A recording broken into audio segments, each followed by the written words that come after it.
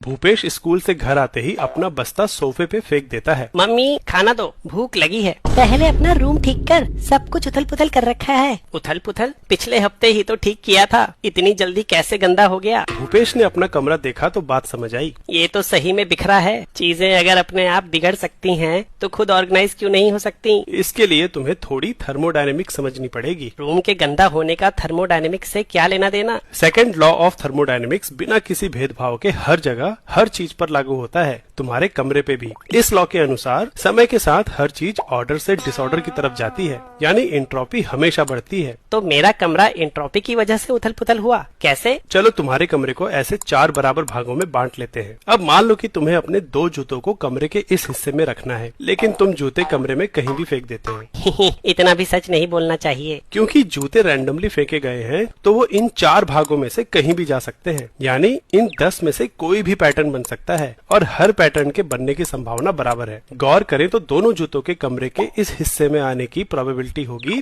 3/10। यहाँ हम देख सकते हैं कि कमरे में जूतों के ऑर्गेनाइज होने की प्रोबेबिलिटी कम है और फैलने यानी डिसऑर्गेनाइज होने की ज्यादा। अगर हम जूतों का नंबर और कमरे का साइज बढ़ाते जाएं, तो सारे जूतों के कमरे में एक तरफ गिरने की संभावना कम होती जाएगी और बराबर फैलने की प्रोबेबिलिटी उससे कहीं ज्यादा होगी। यहाँ हम जूतों को गैस मॉलिक्यूल्स या एनर्जी पैकेट्स की तरह इमेजिन कर सकते हैं, जो रैंडमनेस बढ़ाने के लिए पूरे स्पेस को ऑक्यूपाई कर लेते हैं। ऐसा इम्पॉसिबल तो नहीं कि गैस या हीट एक तरफ ज्यादा और दूसरी तरफ कम हो, पर उसकी प्रोबेबिलिटी इतनी कम होती है कि हम वैसा होते हुए देख नहीं पाते। यानी तुम्हारे रूम का अपने आप ऑर्गेनाइज होना इम्पॉसिबल तो नहीं, लेकिन इम्प्रॉबेबल जरूर है। कमरा अभी तक साफ नहीं किया। मम्मी कमरा गंदा नहीं है, बस इसकी एंट्रोपी ज्यादा है। तो थोड़ा काम करो और एंट्रोपी कम करो। तुम्हें क्या लगता है, वर्क करने से सिस्टम की एंट्रोपी कम हो सकती है?